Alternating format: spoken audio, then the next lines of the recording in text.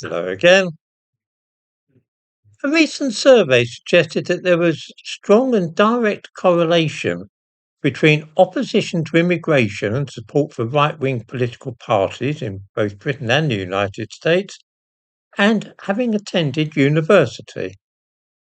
For example, a British person with no educational qualifications is twice as likely to vote for either the Conservatives or Reform UK than is somebody with a university degree or higher.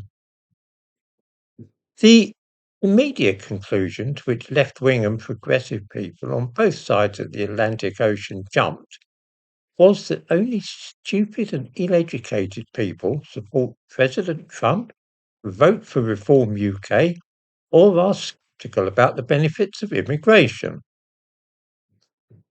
A link is given to this piece of research by the National Centre for Social Research in the description to this video. In fact, the truth of the matter is almost precisely the opposite to this hasty judgment. The author C.S. Lewis is most famous today as the author of the Chronicles of Narnia, a series of 7 fantasy novels for children.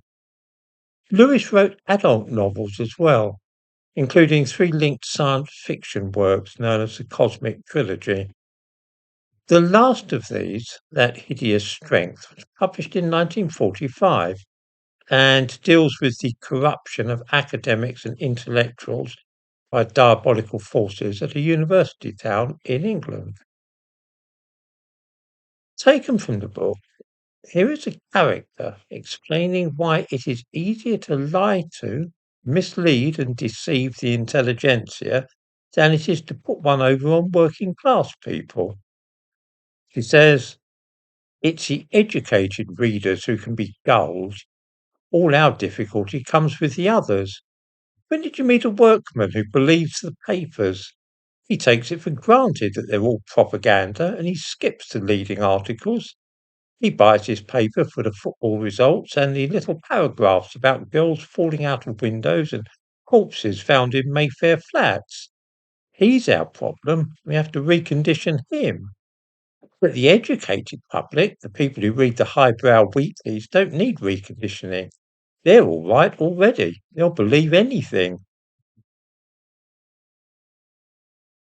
This may, on the face of it, sound counterintuitive, but a moment's thought will show not only the truth of the assertion made by this fictional character, Miss Hardcastle, by the way, for those that are familiar with the novel, but also the way in which it ties in with views on immigration and support for right-wing parties.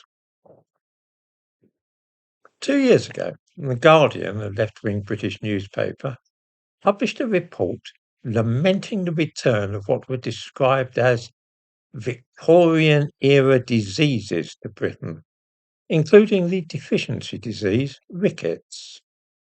Rickets prevents growing children's bones from developing to be healthy and strong, leading to deformities such as bow legs. It's caused by a lack of vitamin D in the body. A link to this article is given in the description to this video. It is mentioned in the article that in 2022, 423 patients were admitted to English hospitals with rickets, a disease caused by lack of sunlight and inadequate levels of vitamin D. The piece goes on to attribute this and other diseases such as scurvy, which is also being seen again in modern Britain, to the cost of living crisis and decades-long cuts to social services and public health, which have left Britain with one of the poorest and most vulnerable populations in Europe. This explanation is one which appeals greatly to the intelligent and educated readers of newspapers such as The Guardian. It is neat, succinct, clear-cut, and of course, wholly false and misleading. This is one of those times when the average uneducated person, the sort of man or woman who dislikes immigration and votes for reform, would spot immediately the real nature of the problem and be able to tell us why children are really being hospitalized for rickets. I suspect strongly that many viewers of this channel will already be muttering the answer to themselves, and it has nothing at all to do, of course, with poverty and everything to do with immigration. We in Britain get just 10% of our vitamin D from dietary sources. The other 90% is synthesized in our bodies when ultraviolet light from the sun falls on our skin. This is the case generally with white British people. People whose skin is very dark, let's say black people and those of South Asian heritage, are not able so readily to produce vitamin D in their bodies in this way. If they also cover up their bodies and prevent the sun falling upon exposed skin, then they are even less likely to be synthesizing vitamin D, and so they will be at hazard from developing rickets. Ordinary, uneducated working people will know this, because unlike those who have been to university, they are not afraid to think and talk about the differences between black people and white, Muslims and Christians. You see, devout Muslims who cover up every square inch of their bodies to avoid showing bare flesh are the ones who are most at risk from their children ending up in hospital with rickets. Women from Bangladeshi families, for instance, typically have a deficiency of this vitamin, which means that when they have babies, the babies are also likely to be born predisposed towards such problems. Educated people tend to steer clear of attributing problems to the lifestyles of immigrants and prefer to blame institutional racism and white politicians for anything like rickets. They are so desperately keen not to be thought of as racist that they would prefer small children of Asian ancestry to grow up with deformities rather than address the true causes of those deformities.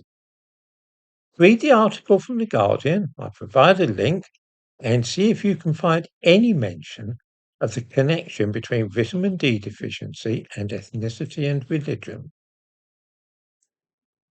Those deformed children of whom I spoke are a small price to pay for those educated fools who refuse to acknowledge physical and cultural differences between white British people and those of immigrant backgrounds.